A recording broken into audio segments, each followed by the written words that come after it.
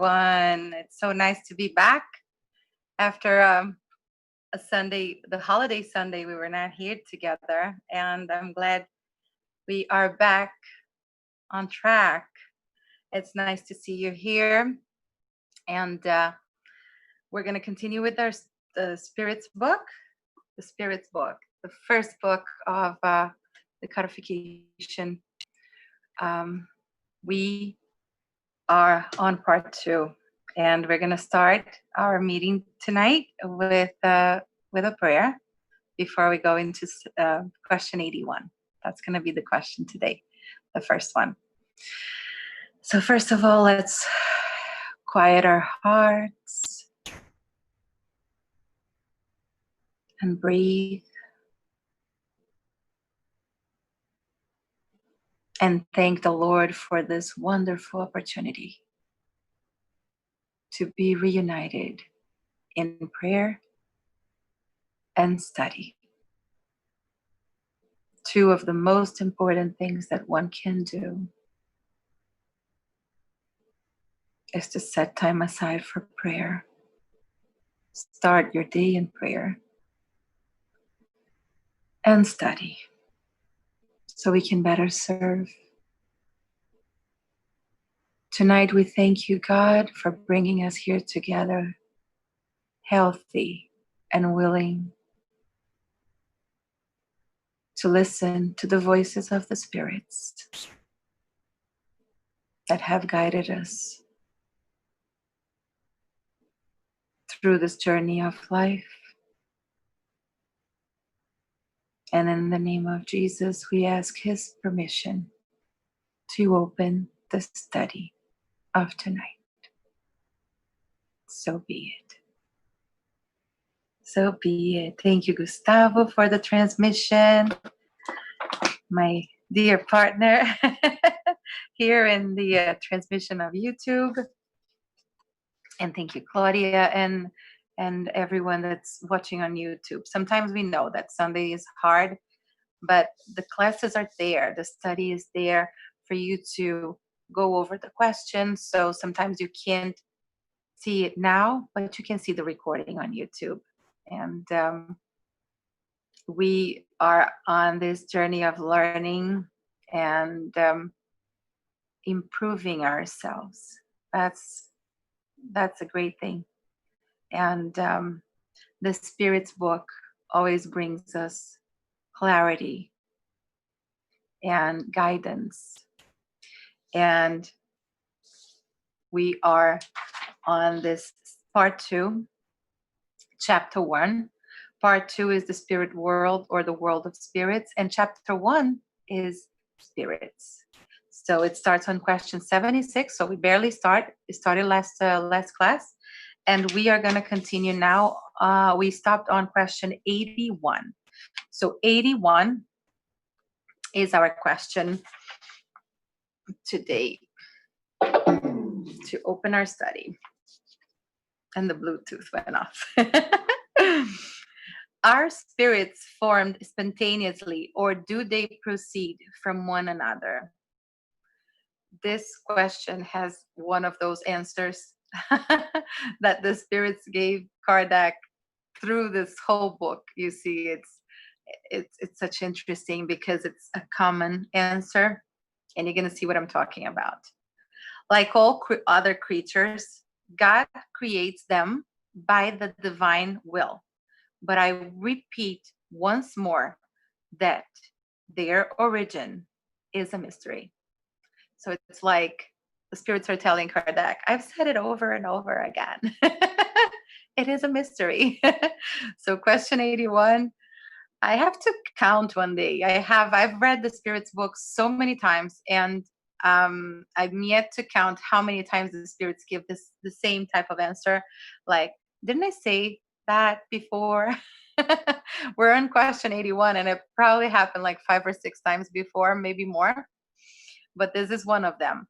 Like all other creatures, God creates them by the divine will. But I repeat once more that their origin is a mystery.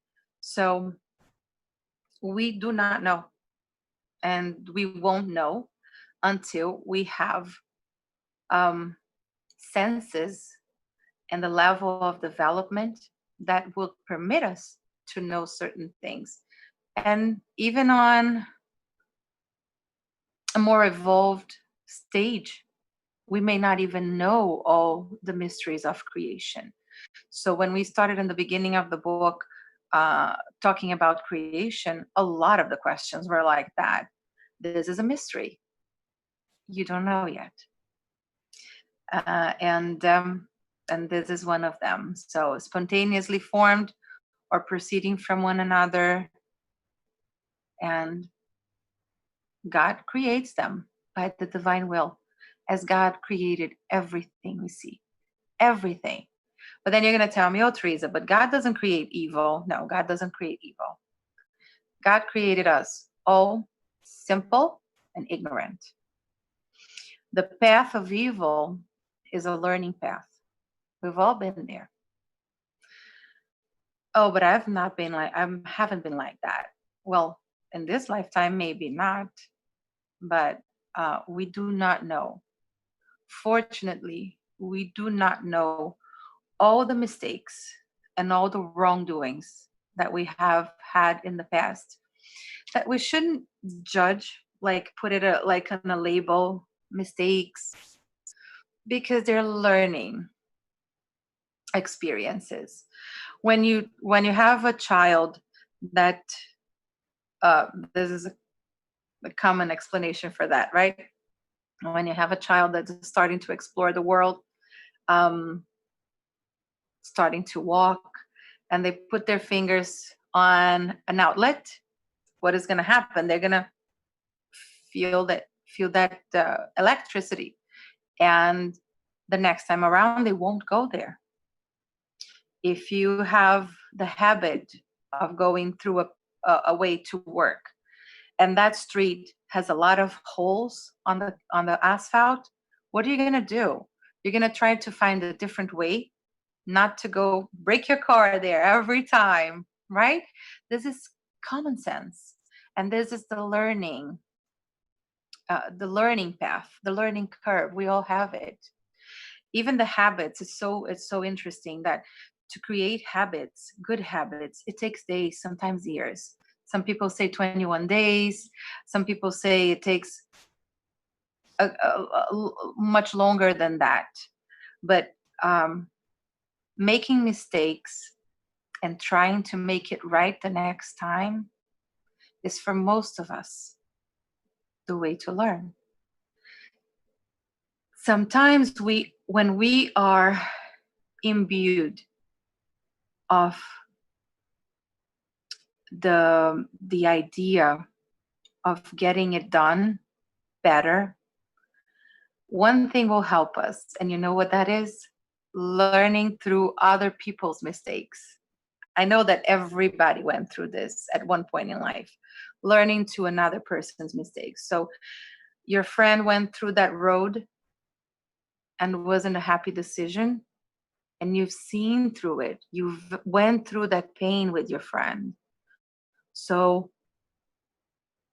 even though you haven't felt that on your own skin, you most likely will try to avoid that situation for yourself. We can learn through love. We can learn through pain. And sometimes we learn just understanding someone else's suffering. And when we feel for somebody, seeing that person suffer will enlighten us of things that we could do different. So, yeah, life is a joy. Life is a joy.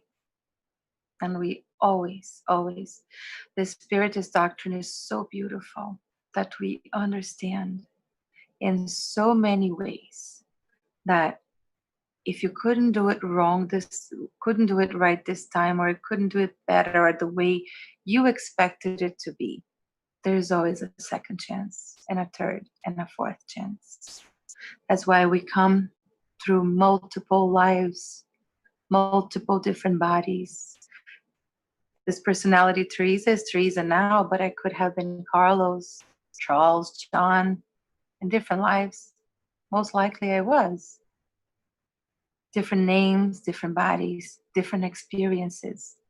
The learning is different. We are here to learn. And once we understand that, there is no good or evil. It's a learning experience. And we're going to go through this, and things are going to get better. I've been saying this through this whole time, through this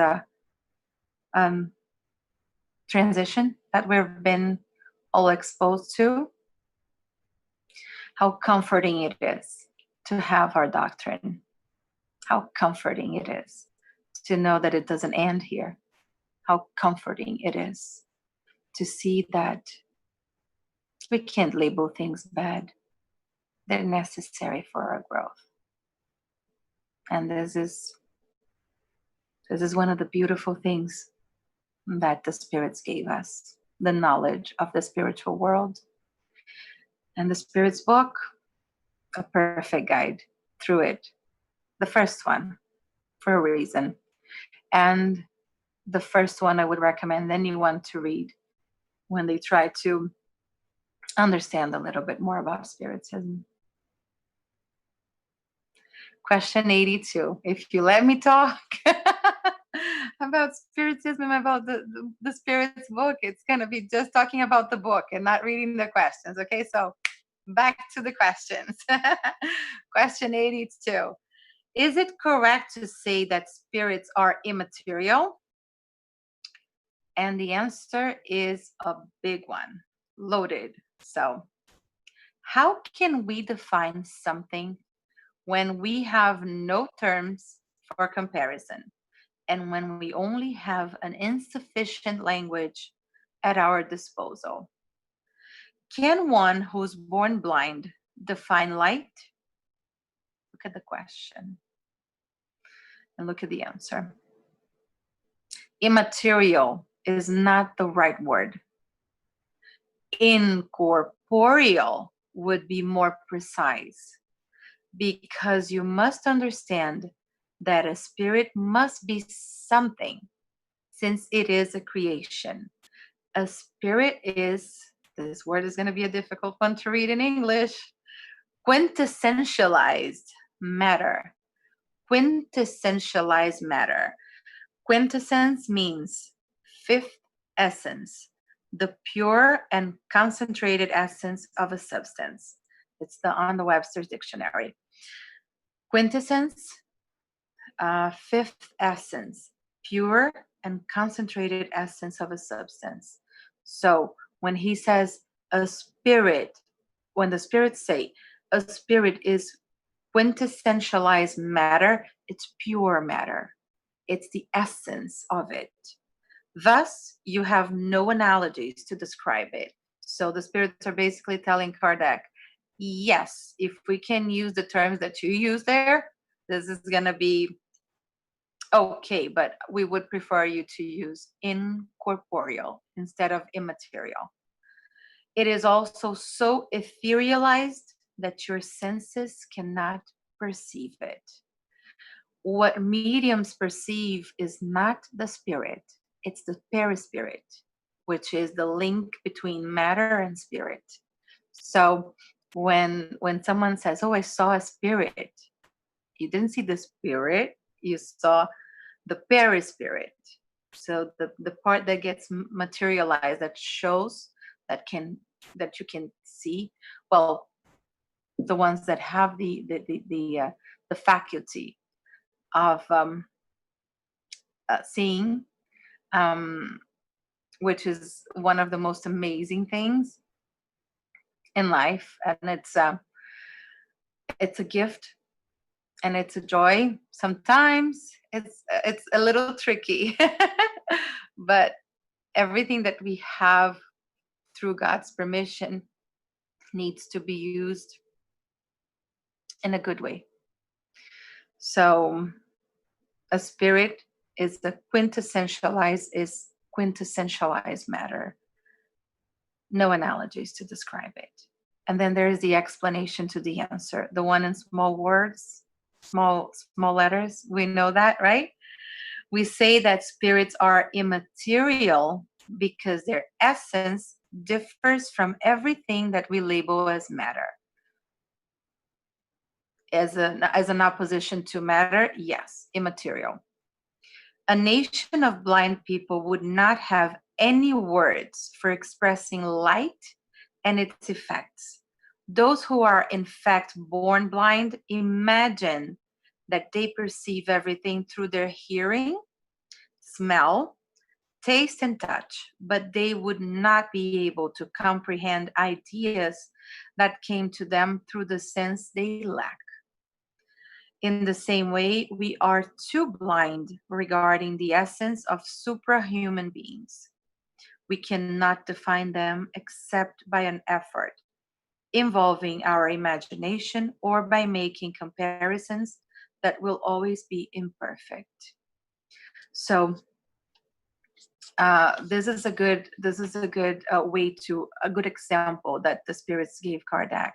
How can you define light to a person who's blind? How can we define truly in all its concept what a spirit is if your analogies and your language and your senses cannot perceive it?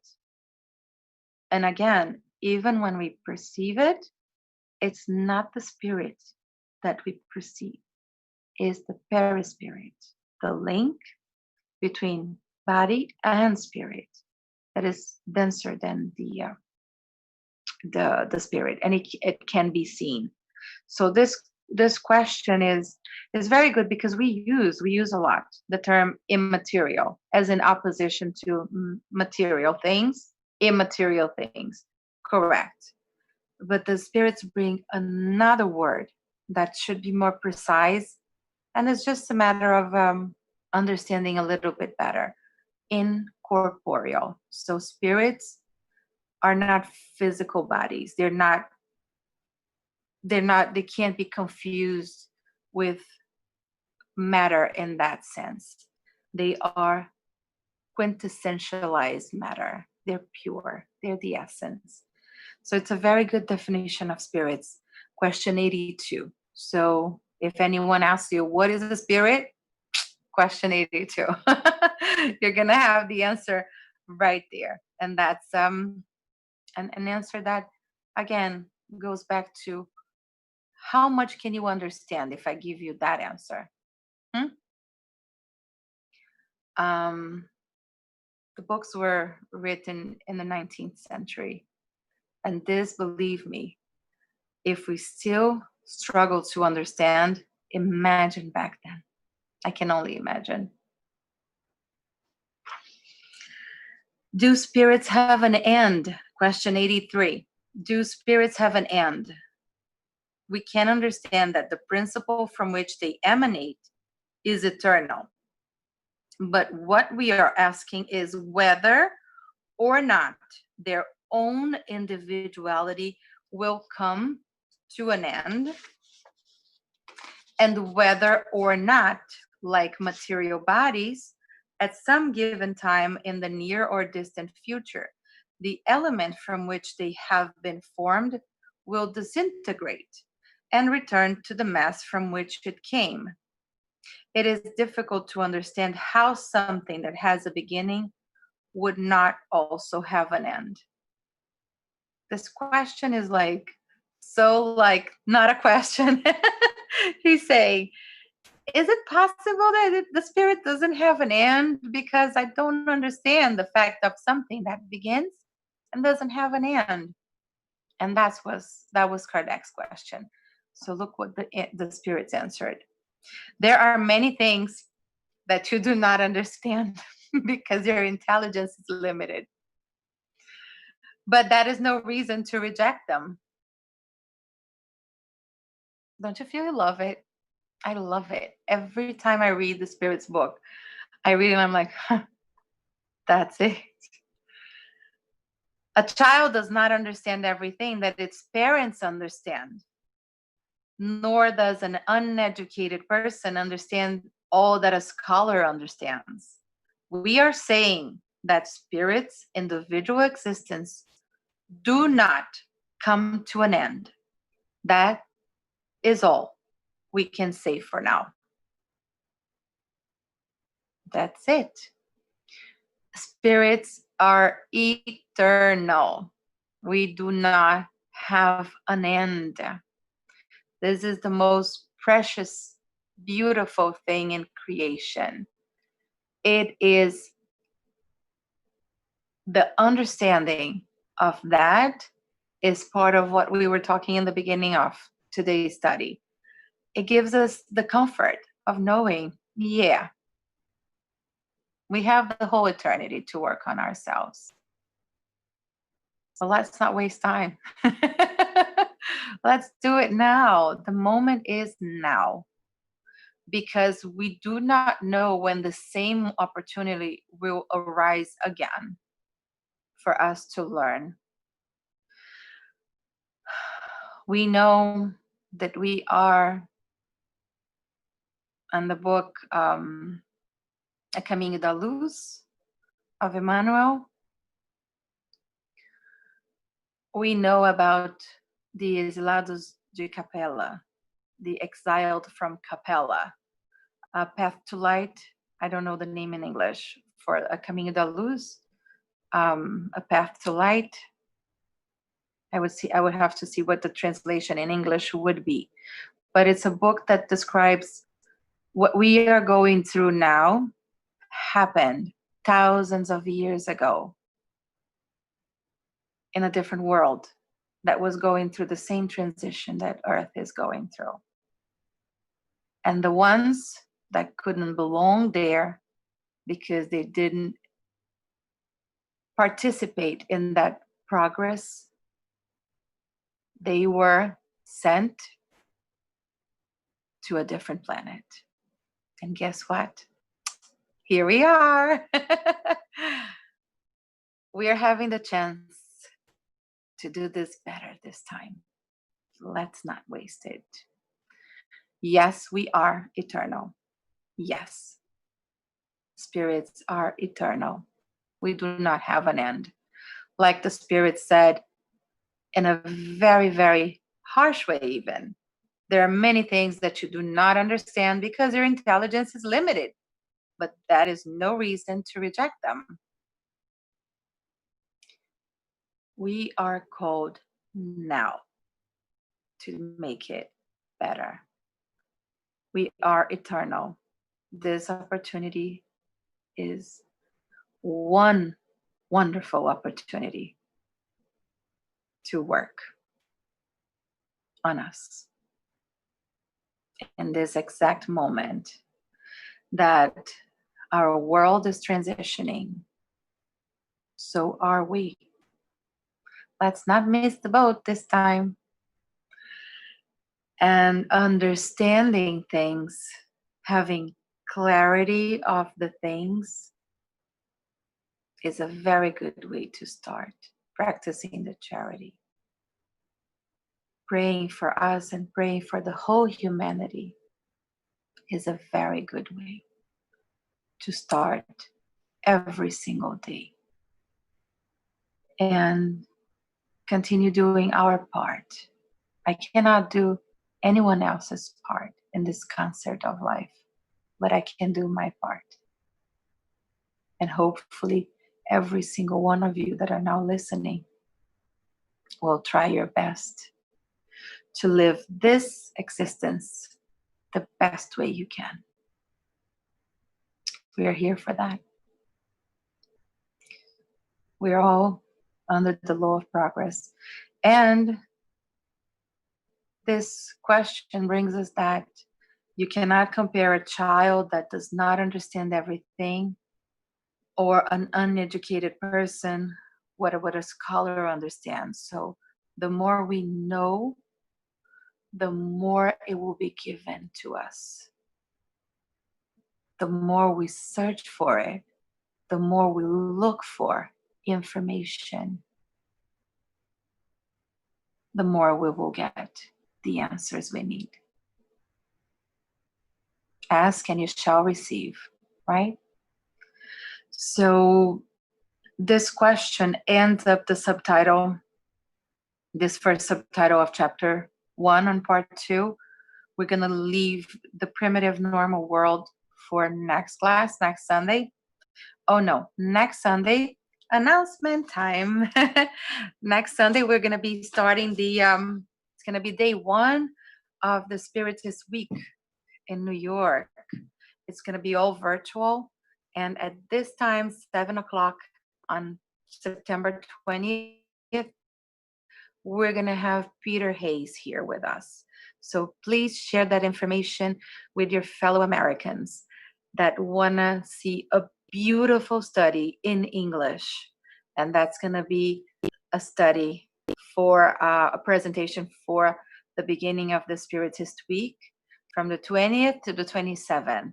And we are all working, we're all going to be working hard to make this virtual event as meaningful as if we were together in the Spiritist centers in New York, and make it a wonderful learning opportunity for all of us. So invite your friends over. This time around, next week, it's not going to be the Spirit's book. It's going to be Peter Hayes in the beginning of the Spiritist Week. Okay, so we're going to have more information following the next days. But we thank you all for being here. Let's finish with our prayer.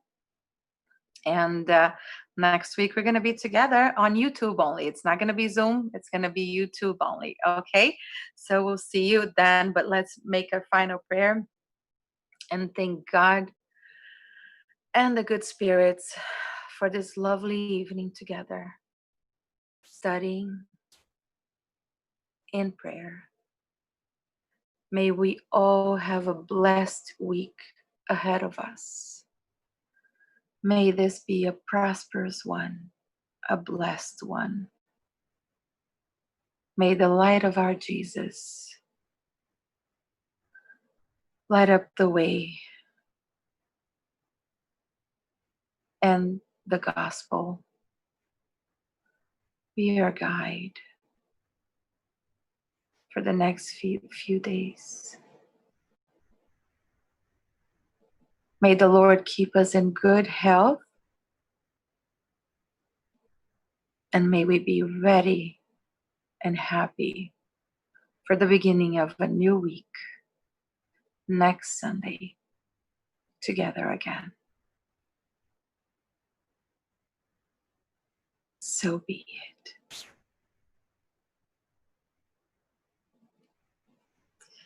So we thank you for being together with us tonight. Wishing you a wonderful week, healthy one, working a little more every day for you and spreading the light with others. This is my sincere wish to all of us. And we'll see each other again next Sunday for the Spiritist Week with Peter Hayes. You have a blessed evening. We'll see you then. Thank you, Gustavo, again. And thank you all that could join us this evening. We thank you. Have a blessed one. See you next week. Bye-bye.